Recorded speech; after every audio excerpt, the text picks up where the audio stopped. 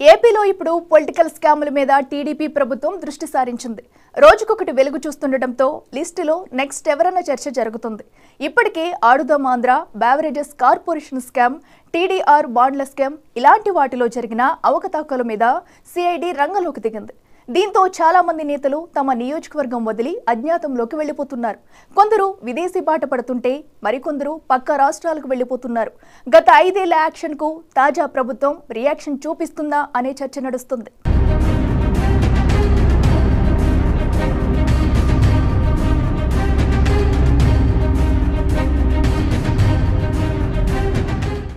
చర్యకు ప్రతిచర్య మామూలే. 2019లో ఏపీలో జగన్ అధికారంలోకి వచ్చిన వెంటనే 2014 నుంచి 2019 వరకు చంద్రబాబు ప్రభుత్వంలో అవకతవకలు జరిగాయంటూ ఏకంగా స్పెషల్ ఇన్వెస్టిగేటివ్ టీం సిట్ ఏర్పాటు చేశారు. మంత్రివర్గ ఉపసంఘం అవకతవకలు గుర్తించడంతో దర్యాప్తు కోసం ప్రత్యేక వ్యవస్థ అవసరం అంటూ ఆనాడు జగన్ ప్రభుత్వం ఏకంగా ఒక జీవోనే రిలీజ్ చేసిందే. పరిపాలనా నిర్ణయాలు, కార్పొరేషన్లో అవకతవకలు, మోసపూరిత లావాదేవీలు జరిగాయంటూ సిట్ ఏర్పాటైంది. దర్యాప్తులు చేశారు. కొన్ని అరెస్టులు జరిగాయి. సీన్ కట్ చేస్తే ఇప్పుడు ఏపీలో టీడీపీ మళ్లీ అధికారంలోకి వచ్చింది. గత 5 ఏళ్లలో జగన్ పాలనలో జరిగిన నిర్ణయాలు, జరిగిన అవినీతి కథల మీద ఫోకస్ పెంచారు. సిఐడి రంగంలోకి దిగింది. అందులో ఆడుదాం ఆంధ్ర, టీడీఆర్ బాండ్ల వ్యవహారం, AP state beverages corporation, TDP ఆఫీస్పై దాడి చేసిన వారు, ఇలా అన్నిట్లో పాత్రధారులను, సూత్రధారులను ఫిక్స్ చేసేలా మ్యాటర్ నడుస్తోంది.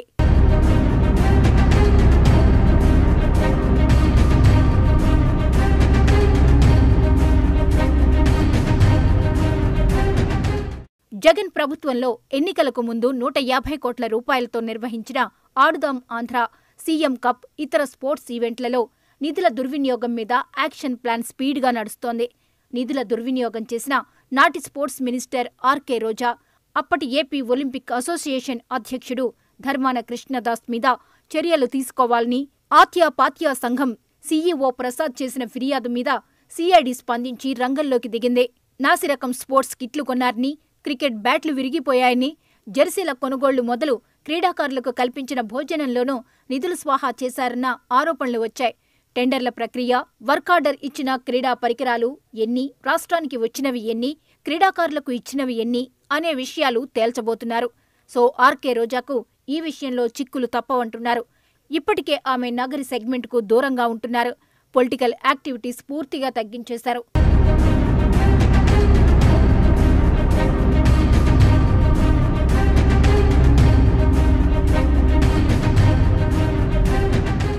ఏపీలో సంచలనం సృష్టిస్తున్న మరో ఇష్యూ ఏపీ బెవరేజెస్ కార్పొరేషన్లో జరిగిన అవకతవకలు. కీలక సూత్రధారి ఏపీ బెవరేజెస్ కార్పొరేషన్ అప్పటి ఎండీ వాసుదేవరెడ్డిని సిఐడి అధికారులు పిలిపించి విచారించారు.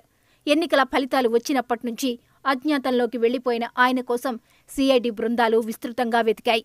ప్రభుత్వం ఆయన్ను సస్పెండ్ కూడా చేసింది. 4 రోజుల కిందట బెంగళూరులో సిఐడికి ఆయన ఆచూకీ దొరికిందంటున్నారు. 2019-24 మధ్య ఏ మద్యం కంపెనీల నుంచి ఎంత వ్యాపారం జరిగింది, పొరుగు రాష్ట్రాలతో పోల్చితే బ్రాండెడ్ లిక్కర్ రేట్లు ఏపీలో ఎందుకు ఎక్కువగా ఉన్నాయి, జగన్ ప్రభుత్వం తీసుకొచ్చిన 32 రకాల నాసిరకం బ్రాండ్ల నుంచి వసూలు చేసింది ఎంత, జగన్ అనుచరులకు సంబంధించిన 11 డిస్టిలరీల నుంచి 65% లిక్కర్ కొనుగోలు చేయడం వెనుక మతలబేంటి, మద్యం ధరలు విపరీతంగా ఎందుకు పెంచారు, 5 పాపులర్ బ్రాండ్లను 2019 తర్వాత ఎందుకు నిలిపేశారు, బ్లాక్ మార్కెట్ అమ్మకాలు, ముడుపులు ఇలాంటి వాటన్నిటి మీద దృష్టి పెట్టారు. వాసుదేవరెడ్డి చెప్పే విషయాలతో తెరవెనుక ఉన్నవారి సంగతి కూడా తేలుతుందంటున్నారు.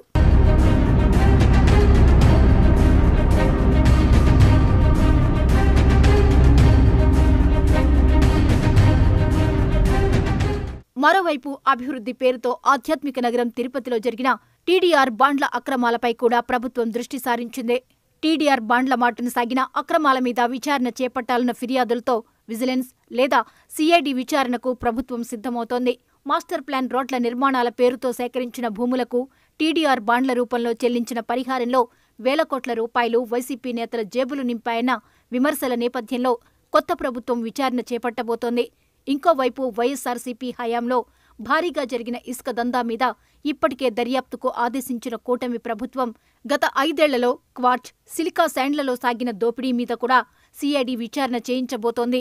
గనుల శాఖ అధికారుల బృందాలు నెల్లూరు, తిరుపతి జిల్లాల పరిధిలోని క్వాడ్జ్ సిలికా శాండ్ తరలింపులో జరిగిన అక్రమాల మీద కీలక సమాచారం రాబట్టారంటున్నారు. లీజులతో పాటు అవి లేని చోట్ల ప్రభుత్వ పట్టా భూముల్లో జరిగిన తవ్వకాలను పరిశీలించి కొలతలు వేశారు. అక్కడ వాడిన పర్మిట్లను పరిశీలిస్తున్నారు. వీటితో పాటే గత ప్రభుత్వంలో విచ్చలవిడిగా రెచ్చిపోయారనే విమర్శలెదుర్కొంటున్న మాజీ మంత్రి కొడాలి నాని, జోగి రమేష్, రోజా, మాజీ ఎమ్మెల్యేలు వల్లభనేని వంశీ టార్గెట్గా వ్యవహారం నడుస్తోందంటున్నారు. ఇప్పటికే అగ్రిగోల్డ్ భూముల రిజిస్ట్రేషన్ వ్యవహారంలో మాజీ మంత్రి జోగి రమేష్ కొడుకును అరెస్ట్ చేశారు. జోగి రమేష్ చుట్టూ కూడా ఉచ్చు బిగుసుకుంటోందంటున్నారు. అలాగే గన్నవరం టీడీపీ ఆఫీస్ మీద దాడికి సంబంధించి వల్లభనేని వంశీ, గుడివాడలో స్థానికుల ఫిర్యాదుతో కొడాలి నాని మీద, కాకినాడలో ద్వారంపూడి చంద్రశేఖర్ రెడ్డి మీద, పుంగనూరులో పెద్దిరెడ్డి రామచంద్రారెడ్డి మీద అనేక కేసులు నమోదయ్యాయి. ఇటీవలే పెద్దిరెడ్డి పాదయాత్రగా శబరిమలై వెళ్లొచ్చారు. మదనపల్లి ఫైల్స్ దగ్ధం ఇష్యూలో ఆరోపణలు చేసిన వారికి పరువు నష్టం దావా నోటీసులు పంపించారు. సో అలా చెప్పుకుంటూ పోతే చర్యలు ప్రతిచర్యల జాబితా కొండవీటి చాంతాడులా సాగిపోతూ ఉంది. చివరికి ఎక్కడిదాకా వెళ్తుందో చూడాలి.